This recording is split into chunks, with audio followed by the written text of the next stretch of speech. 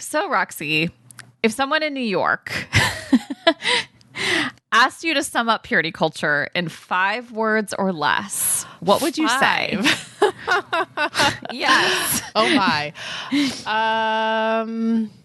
Premarital sex destroys your life. Oh, my gosh. Yeah. I came up with Jesus doesn't like short skirts. Yeah, I think those two things combined just sum up purity culture. Yeah. The stakes were real high. I think that's a pretty good summary. Bye. That's all we need to say.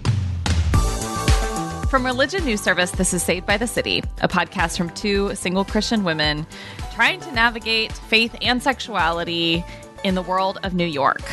I'm Caitlin Beatty. And I'm Roxy Stone. So, as a lot of our listeners know, I'm sure there has been this groundswell of criticism of purity culture over the last several years. And in retrospect, some of those practices like father-daughter purity balls or engagement rings with Jesus, they seem a little weird. Yeah, they seemed a little weird at the time, and they seem extremely weird now. And yeah, we should say, like, not just weird, but harmful. Yeah, I think plenty of our peers and us, as we're going to talk about, would say purity culture gave them a lot of shame about their bodies, shame about their sex drives, ignorance about their bodies and their sex drives. Mm-hmm. And years later, a lot of us are still carrying around that shame and wrestling with sort of the ramifications of those teachings. Mm-hmm. So do you have specific memories of like how you encountered purity culture as a teenager or maybe even as a child? We could fill a few hours with all the angst I felt as a teenager around waiting to have sex until I was married. You were afraid that you wouldn't? Yeah. I mean, well, I was so committed to it.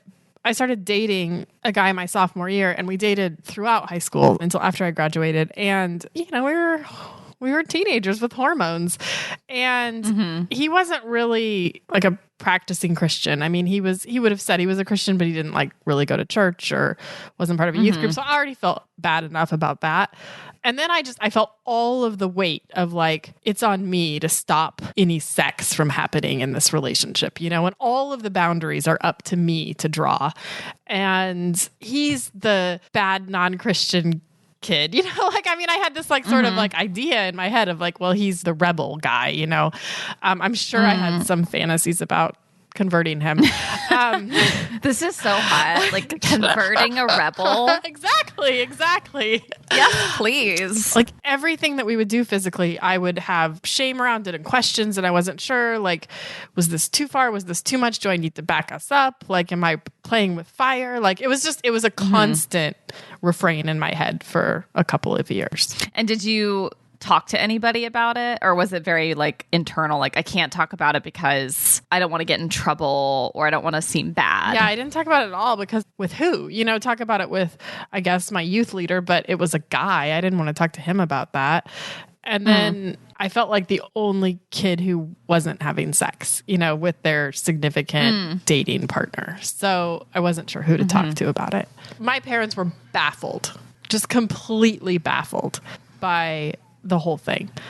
I'm sure they were happy in the sense that, like, glad to know my teenage daughter isn't going to get pregnant. But then when I got a little older and I was seriously dating the person I eventually married, and by eventually I mean a year after I met him, and I remember my dad saying, like, this is just really fast. And I was only 20. And he was like, what if you guys just had sex and didn't get married? Like, Rocky. I know. I mean, he was like, and he wasn't wrong. I am sure I would have sworn up and down at the time, you know, that like, no, we're not getting married just so that we can rush to being able to have sex. But in retrospect, I'm sure that was part of it. You know, we were like young and in love, and we had decided at that point we weren't even going to kiss until we got married. And my parents were just like, and wait, did you abide by that? No, we decided to kiss after we were engaged. But we waited until after we were engaged. And anyway, my dad was just like, I think this is crazy.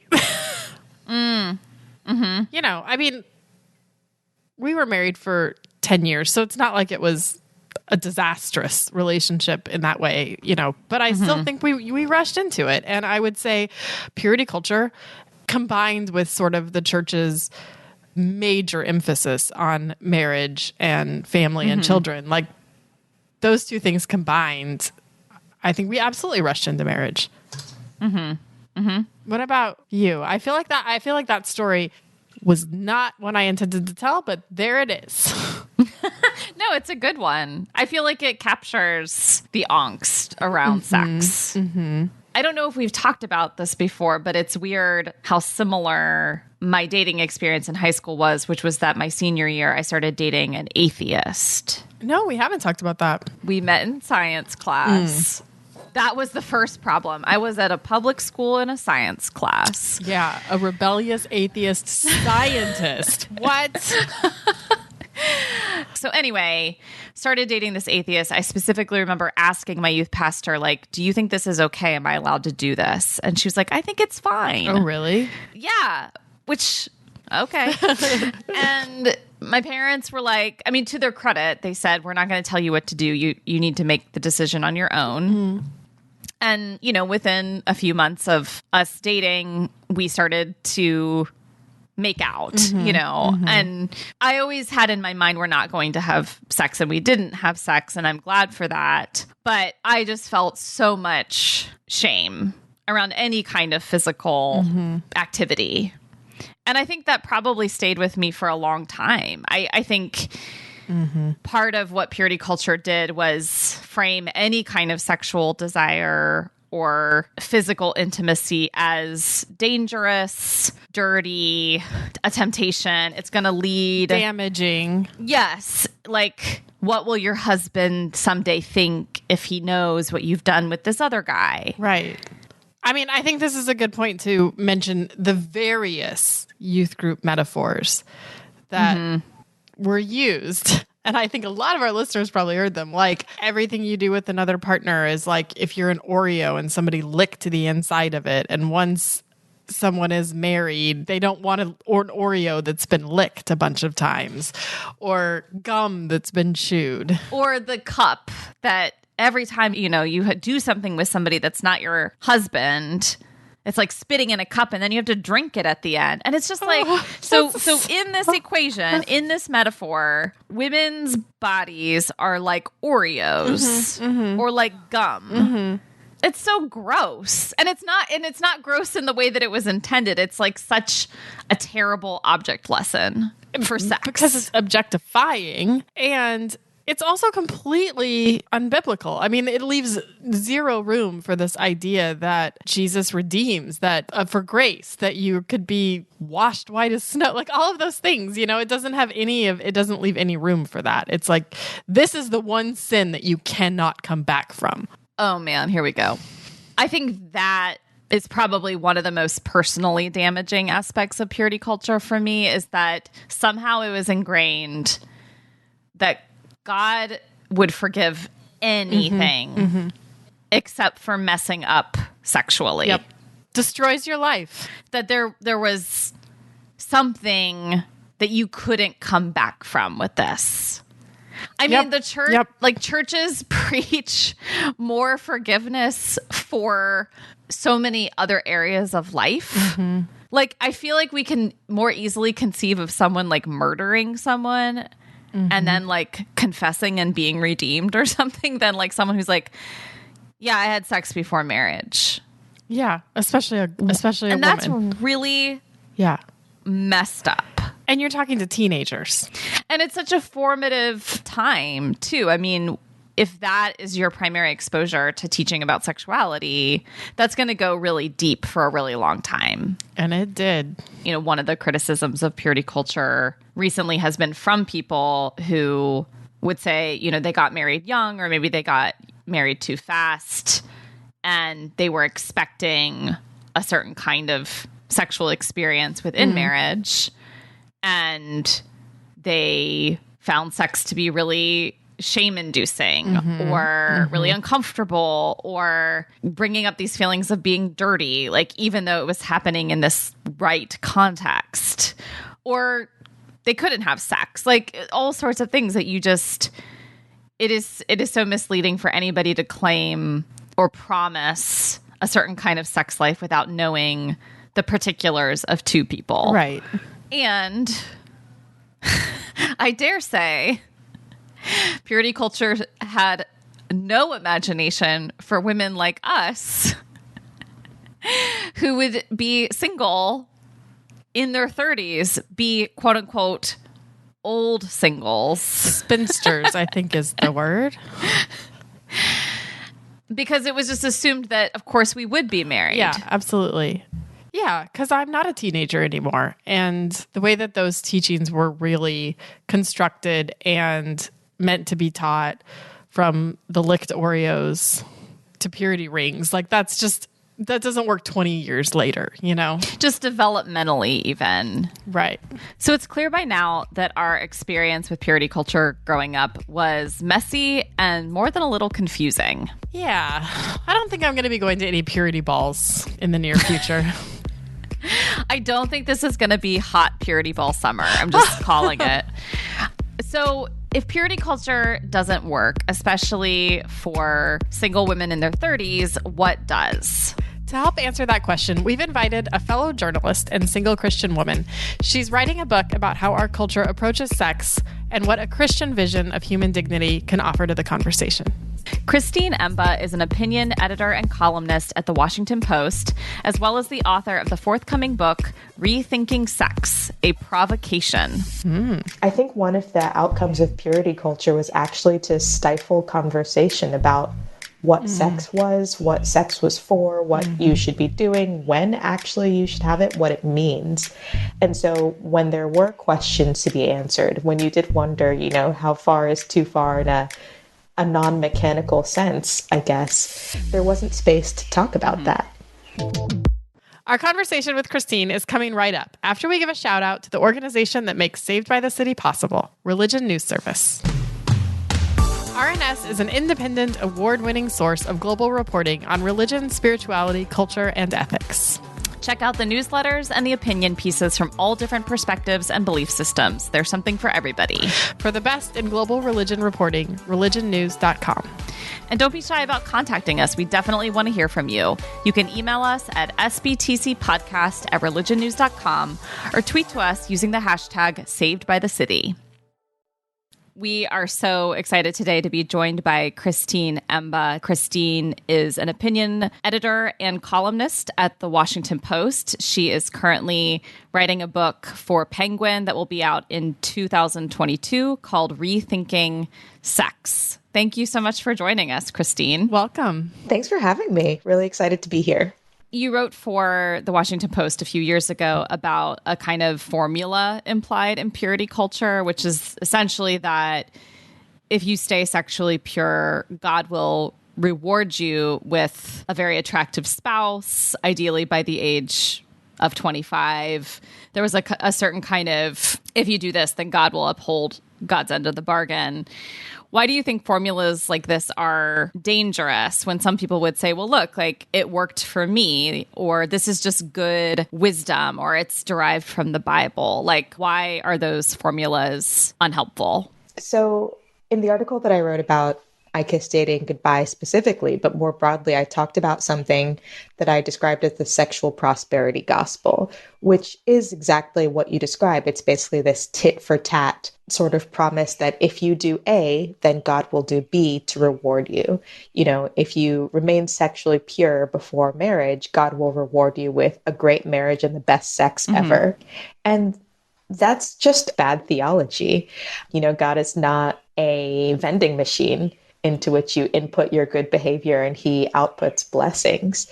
Our relationship with God is supposed to be a relationship, and we're supposed to, you know, ideally want to be the fullest and best humans that we can be for the glory of God and to be more ourselves.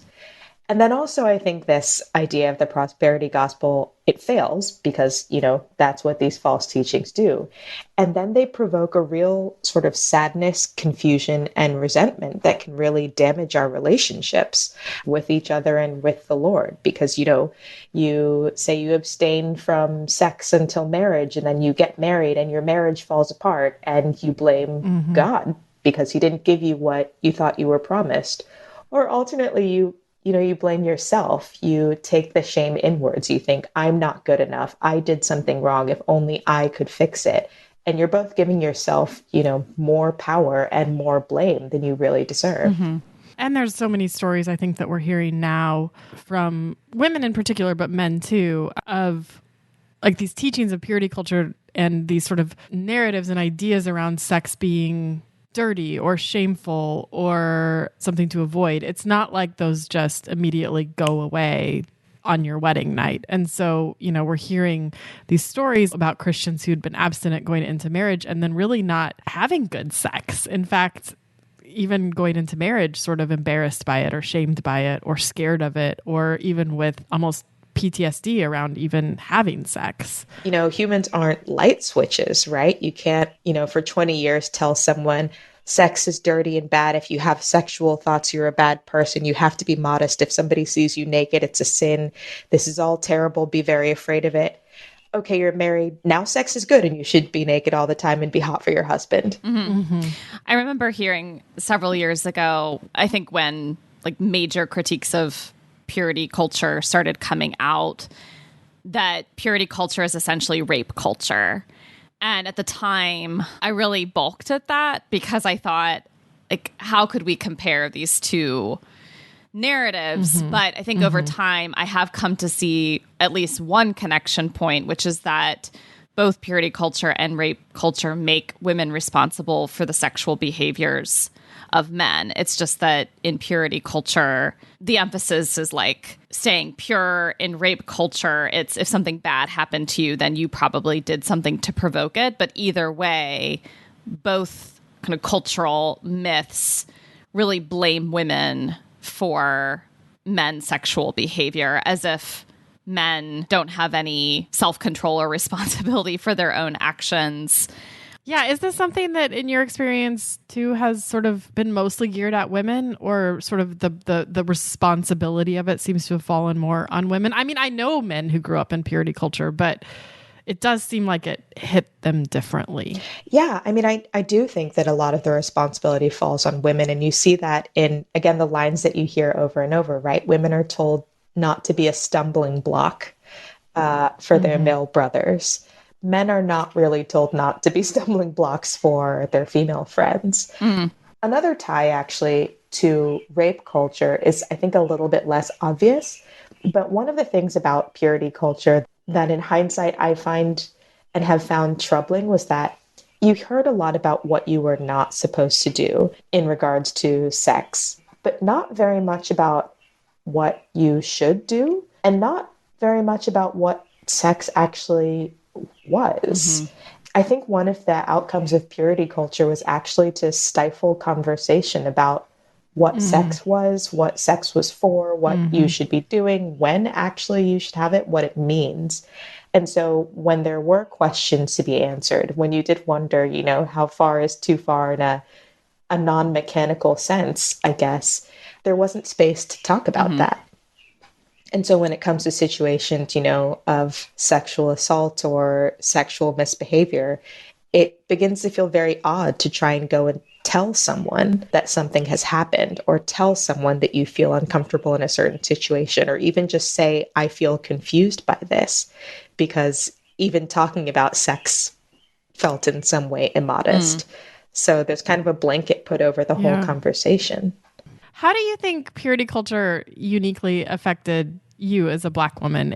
Was there sort of a difference in how you maybe heard that or how that was taught? I mean, I think that the way that sexuality is taught in churches and in the United States as well tends to reflect longstanding biases and tropes that we have.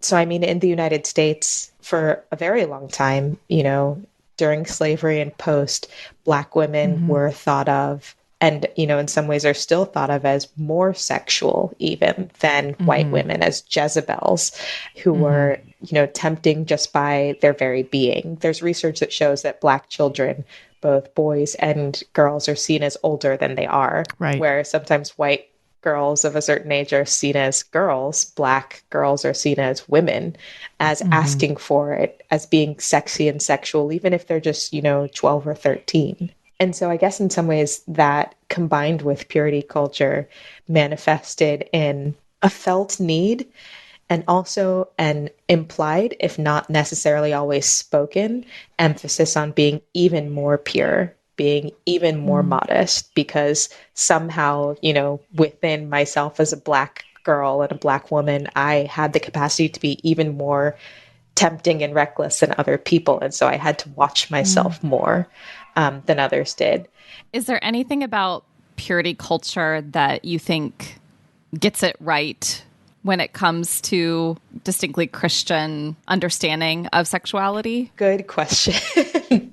I mean, I do think, and this is something that I am writing about in my book in slightly different terms, that a broadly Christian sexual ethic has a lot to offer in the current climate. I think that one thing that purity culture and sort of Christian sexual ethics does get right, that sometimes feels at odds with the culture today, is that, sex is different.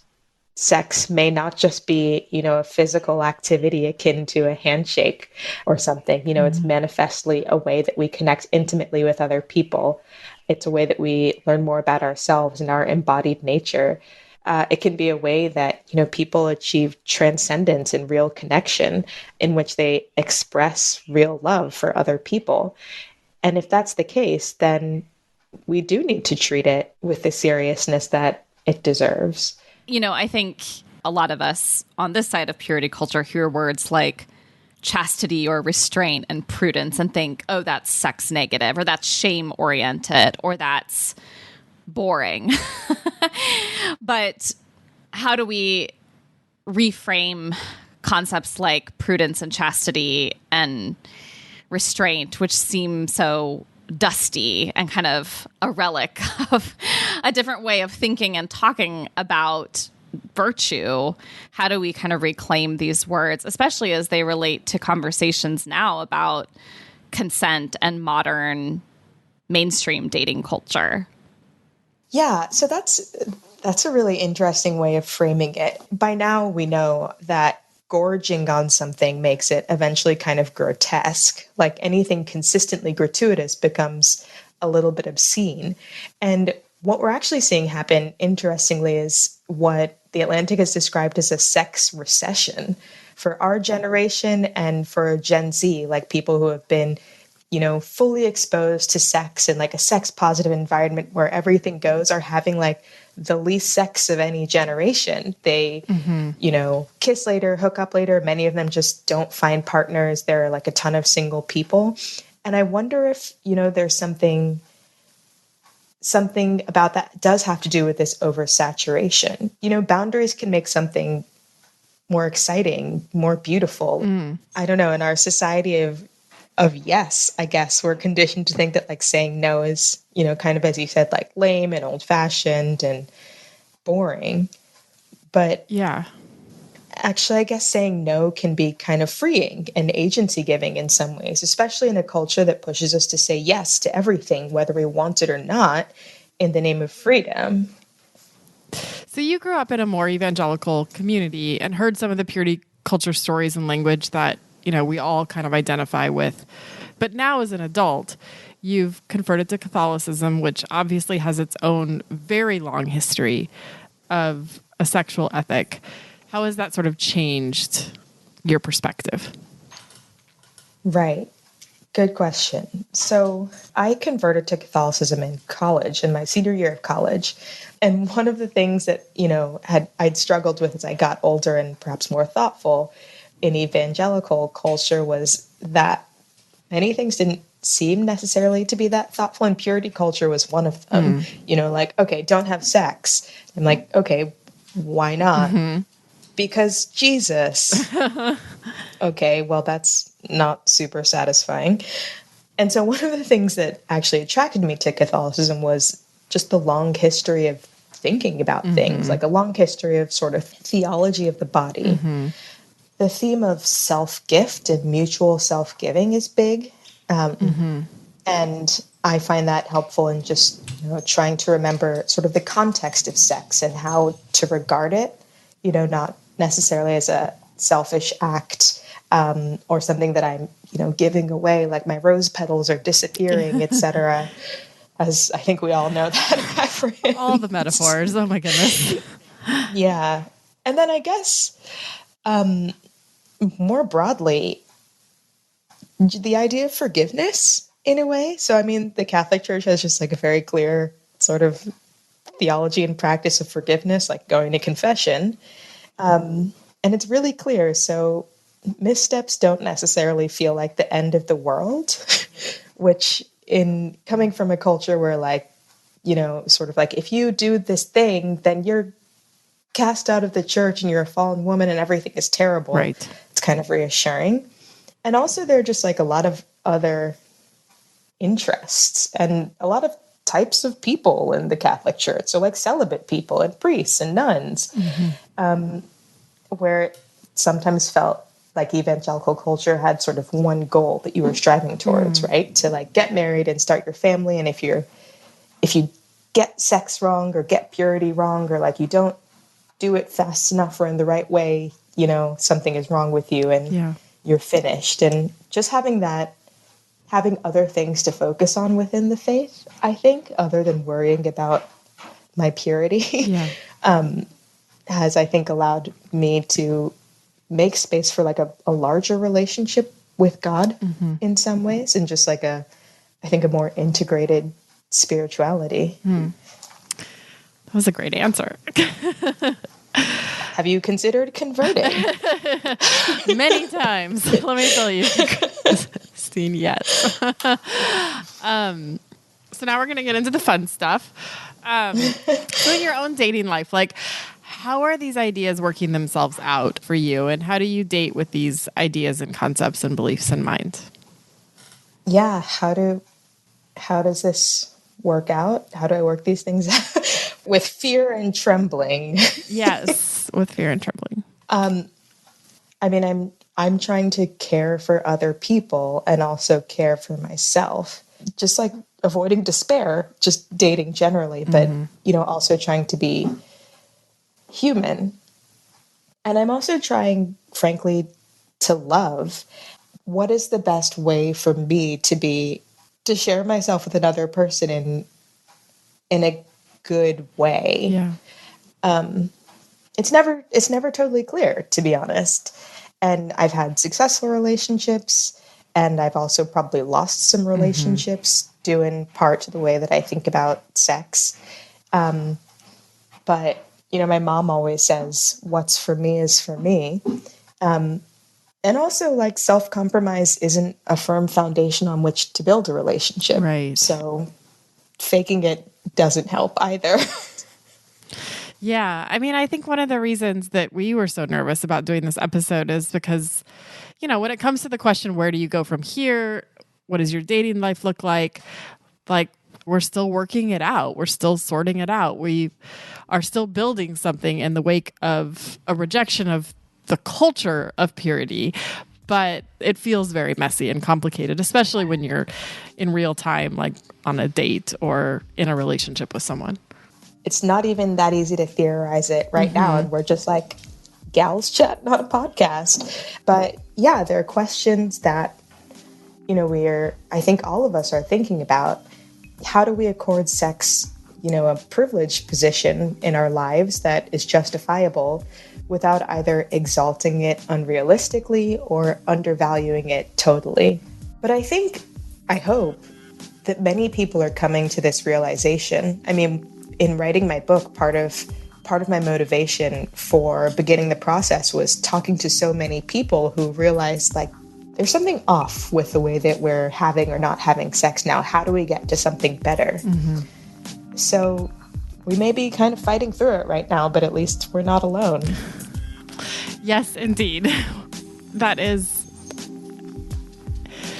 I'm so grateful not to be alone and am grateful to get to have conversations like this and to have girlfriends and just friends in general that are like willing to chat about these things and are going through them together. So I really appreciate you coming on and talking with us about this very vulnerable and very personal topic. And yeah, thank you so much. Yes. Thank you so much. I am definitely looking forward to your book, Rethinking Sex, and I'm sure a lot of our listeners will be as well. So thank you so much. Thanks. Thanks for having me.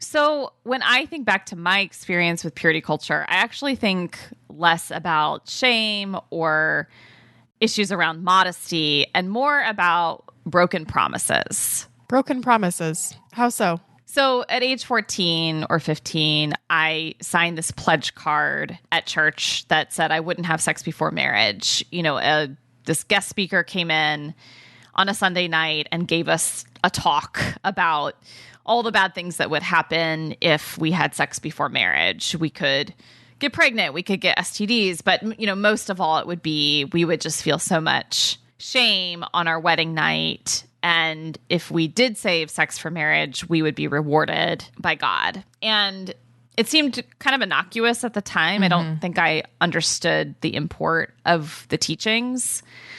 But what's clear to me now is that what was always implied is that I would be married.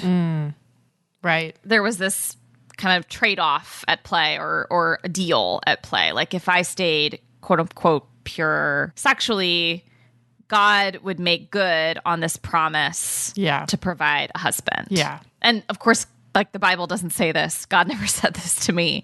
But lots of people who represent spiritual authority said that to me and I think to a lot of us, right? Yeah, it's a nice simplified morality version of, you know, a little bit of a fairy tale version. If you do it right, then you'll get this. So I kept my part of the deal through my teens and 20s in terms of not going across certain lines in dating relationships. And that was really important to me.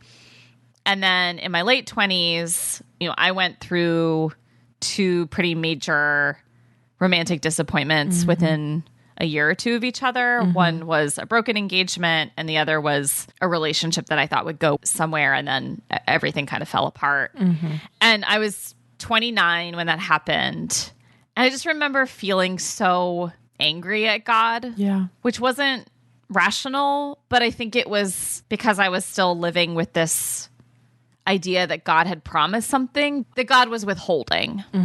And that I wasn't getting what I really wanted and what I thought God had promised for me. And so, like, this wasn't the story that you were told in your teens when you made that pledge. Not at all. You thought, I'm going to wait until I'm 25, you know, and then I'll be married, or 24 or 26, not indefinitely. And gosh, like in the subculture I lived in at the time, it was like 30. Yes. No, Christians get married much younger. 30 seemed like, oh, wow, okay, you're really single now, you know. You're struggling with singleness. You're in a season, a long season of singleness.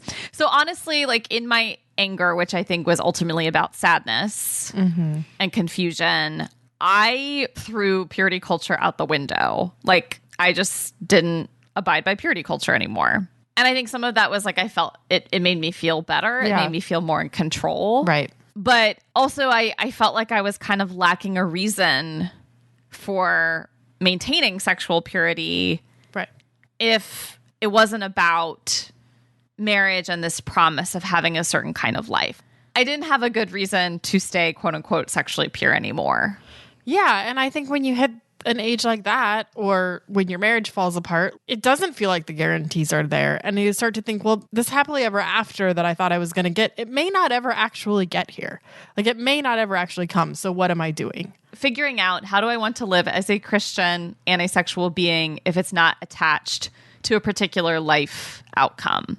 I don't think purity culture equipped us to work out a sexual ethic at this time in our lives. But, you know, figuring out the integration of faith and sexuality for its own good rather than what you might get out of it seems like a better approach than staying quote unquote pure because you're going to get a reward. I feel like that was a mouthful. So what do you mean by sexual integration? I think God cares about every aspect of our lives. And for me, at least, I want to understand what it means to be a person of faith in my sexuality as I do with every other part of my life. It would be really convenient to kind of just sequester it off to the side. And I certainly have done that in the past. But I think with a lot of like therapy and prayer and conversations with friends and like making the mistakes and realizing, oh, I don't actually want to sequester that off. I want to act like my sexuality matters, like every other part of my life does. And being an integrated person and realizing I can't sequester off my sexuality, and nor can I sequester off my faith. But these two things often feel at odds. Right. Well, and I don't think we've been taught well how sexuality can be spiritual or how it is part of a whole-bodied faith. I think the other lie there is the flip side of the broken promise that you experienced, which is it didn't seem like everybody's lives fell apart when they had sex outside of marriage. And in fact, most of the people seemed fine. And people who had waited maybe actually were having a harder time with sex. You know, I mean, it seemed like sex outside of marriage didn't seem to be the end all that I had been taught that it would be. Like your life didn't fall apart. Right. You didn't get struck by lightning. Right. You didn't, like, it didn't mean you couldn't have a happy, healthy relationship. So, yeah, I mean, if the promises didn't come true, but also the warnings didn't really pan out either, right, it would be easy to conclude, like, well, maybe this whole sex thing doesn't matter that much one way or the other. Right. Like, this was just a teaching meant to police. And not meant for actual flourishing. Or, like, yeah, like, is there any truth to this at all? It does strike me that in purity culture, we talked a lot about the effects of sex one way or the other, but we didn't actually talk about the connection between sexuality and spirituality. Right. Like, it is, we're just going to go there. You know, you hear these stories of women, and including lots of Christian women, who would say they have never had an orgasm in their marriage. Yeah, you sure hear about that. Maybe they never expected to, because they were never taught that that was something that they should experience in sex. No, sex was mostly taught as an orgasm for the man. I mean, everybody should figure out what their boundaries are in terms of how much they want to divulge in conversation. But in the context of friendships or relationships where you trust the other person and maybe you're in a similar phase of life, it's really good to talk about these things, because the more we don't, the more you start to feel isolated. And like, am I weird because am I the only one? Am I the only one? And is this bad? And I think the more that we can normalize conversations about sexuality in faith communities, the closer we'll be to working out a sexual ethic that works in day-to-day life. Yeah, and I mean, we're grown-ass adults. We don't need to be all tee-hee about sex. The fact that that's still kind of the way it is at churches. Like, when was the last time you heard any kind of message about sex that wasn't about, like, it's either in the youth group telling kids not to have sex, or it's reserved for a conversation for married people. There's very little talk about this growing population in every church of middle-aged single people and what our sexual ethic is supposed to be. Yeah, I just wonder if pastors and church leaders are terrified. Yeah, and they're mostly married. Right, because they realize, like, who am I to tell these single people in my church what to do because I'm married and I haven't experienced what they have, or like it's just too uncomfortable. I don't want to be telling people what to do with their bodies. It just strikes me as curious that there's so much emphasis on it as for teenagers. And then it's just this whole empty vacuum of space until people are talking about it in premarital courses or in marriage retreats.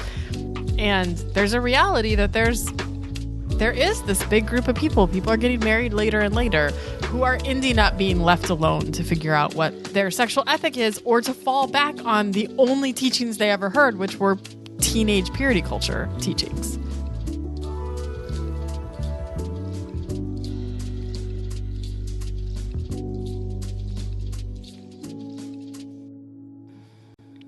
So here we are, single much later than expected in life.